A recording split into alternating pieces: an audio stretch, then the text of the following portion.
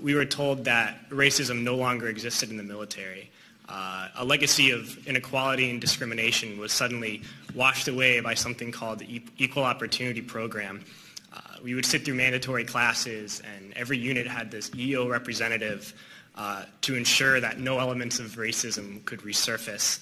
I began to hear new words like towel head and camel jockey and the most disturbing, sand nigger.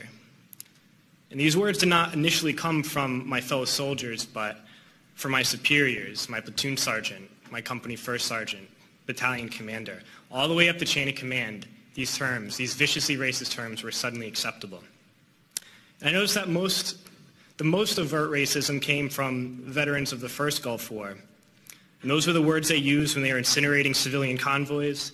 Those are the words they used when this government deliberately targets civilian infrastructure, bombing water supplies, knowing that it would kill hundreds of thousands of children. Those are the words the American people used when they allowed this government to sanction Iraq. And this is something that many people forget, and we can't forget,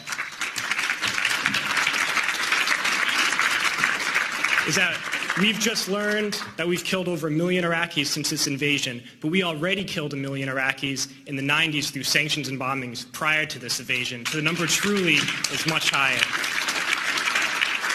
But when I got to Iraq in 2003, I learned a new word, and that word was Haji.